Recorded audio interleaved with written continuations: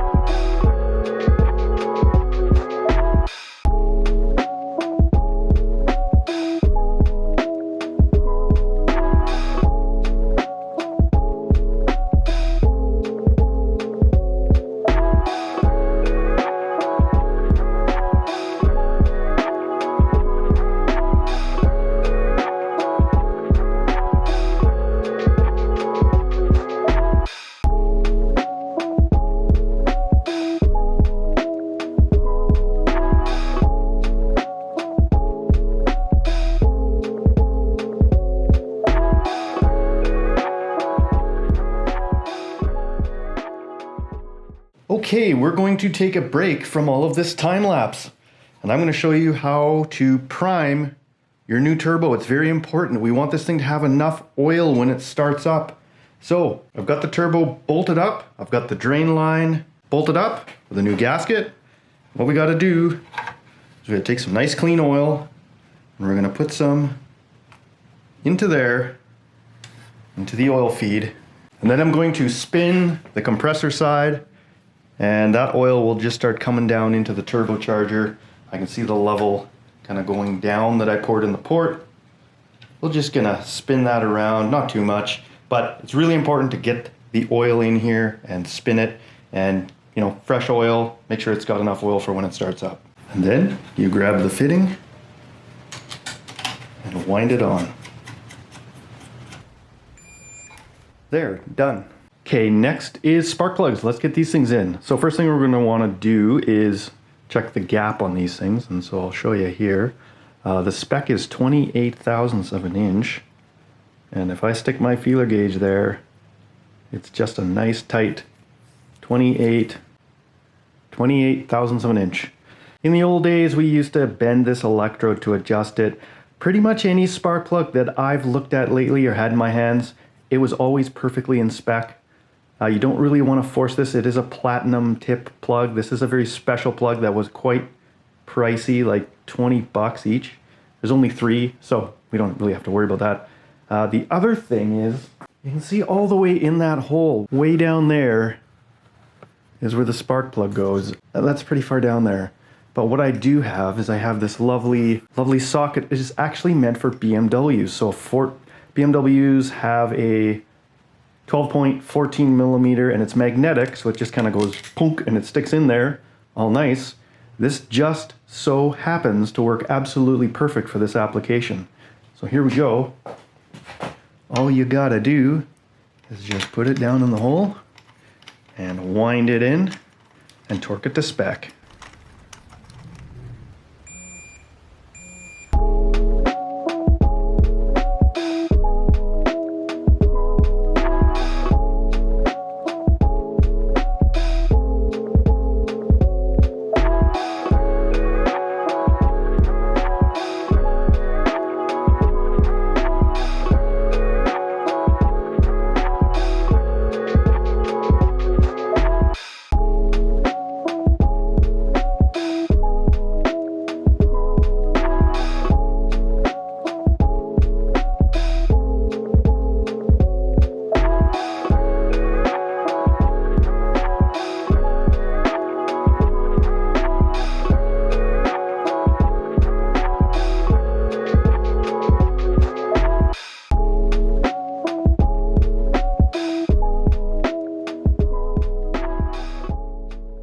Check this out. I finally went to the hardware store and purchased proper lifting chain.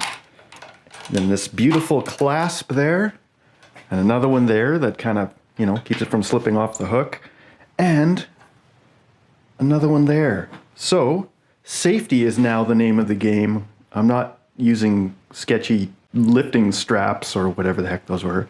So yeah, let's get this off the stand, perhaps for the last time.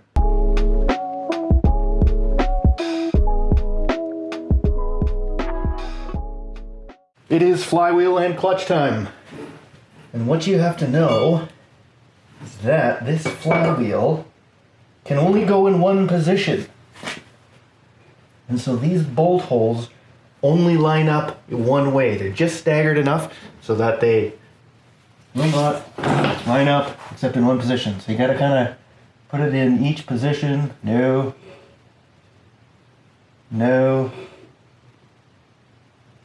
Oh, that looks pretty good.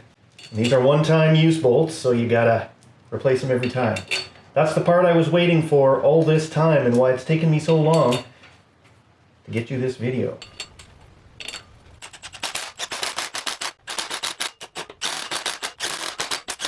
Remember this trick from last time? That is how I am holding the flywheel. I've got the wrench jammed into the ring gear teeth. That should hold it. I don't have that flywheel locking tool anymore because I gave it back to Ford.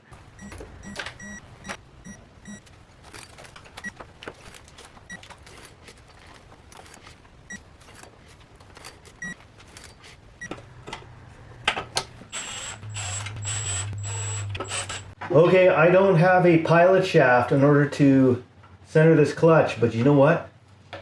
This piece of dowel is real close, so I'm going to put some tape here, a couple of rounds. It'll tighten up with the middle of the clutch disc, and then I'm going to try and eyeball it and center as best as I can. Here we go! Hey, that seems pretty good. This thing does not have a pilot bearing in the flywheel. I'm thinking most new cars don't. So you kind of gotta get it kind of right in the middle, eyeball it as best as you can, and hope for the best. I think that's how you do it. Sure.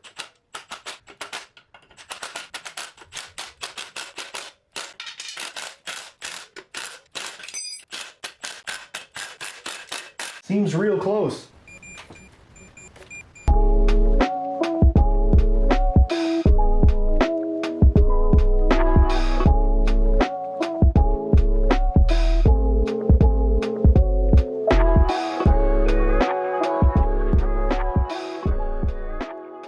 Well, there we go. Pretty much ready to go back in the car. This is kind of crazy. So the next thing will be, we'll get the car in, get the engine in, but I'm gonna leave it there for today. That's a lot of videoing and putting stuff together. Hey, if you found this useful or even just mildly entertaining, please like the video, hit the subscribe button. You can also follow me on Instagram at that__James__guy, as I'll put up here. I'll see you next time.